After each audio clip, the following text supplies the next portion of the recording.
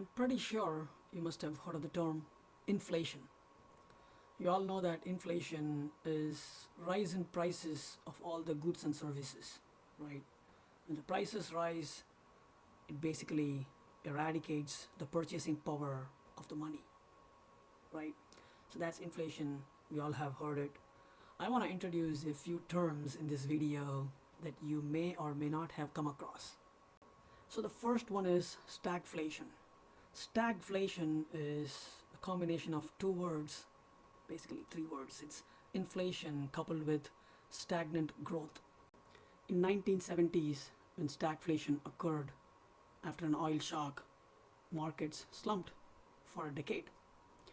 Fed chair at that point intervened by raising rates to historic levels that in turn led to a painful recession. So you all know what a recession is, right? So it's basically a period of temporary economic decline identified by a fall in GDP, the gross domestic product, in two successive quarters. So now, due to the war that's going on, the West is really worried that the stagflation could come back again. The Federal Reserve is still worried about inflation, and they have signaled 6 more hikes this year. Typically, inflation and recessions don't happen simultaneously.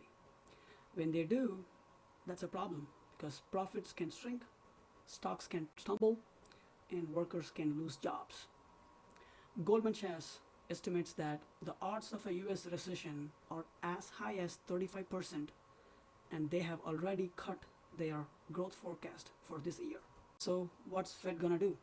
Fed's job is to have the inflation under control, but not so much that we get into recession. The US has been experiencing a factor called boomflation, which is the inflation that's bearable because of the wages that have been rising and the employment that's high. But now we have this stagflation that's creeping in, especially in Europe, because of the Europe's dependency on Russian oil. But the good news is that Jerome Powell, who's our Fed chair, says that the Fed policy can lower inflation without causing a recession. We spoke about boomflation and stagflation. Let's talk about lunchflation. Remote working is fading out and people are returning to their offices. There is another cruel surprise awaits the lunch that you've been getting at work. It's pricier than the pre-pandemic days. The Wall Street Journal calls it lunchflation. If you've been going to work like the real work office these days, you are pretty much feeling the lunchflation. The lunch prices have shot up several dollars due to the labor, supply chain, and the inflation issues. The restaurant prices were up 6.8% year on year per the US Bureau of Labor Statistics. That's the largest 12-month increase since 1981. Wraps, it's 18% increase year on year. And sandwiches 14%, salads 11%, and burgers 8%. Finally, let's talk about shrinkflation. Have you heard about the chip shortage? Not the semiconductor chips used in automobiles, computers, laptops, etc. I'm talking about the real chips, the Dorito chips. Doritos is inflation's latest victim.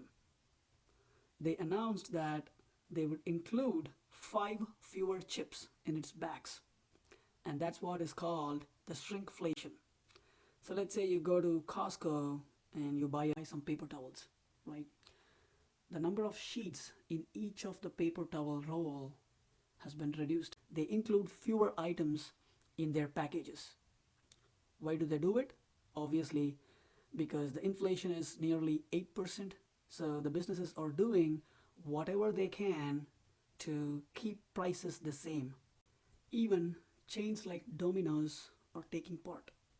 In January, the company said it's dropping the number of wings in its $7.99 special from 10 to 8. As a customer, how do you know that you are impacted by the shrinkflation?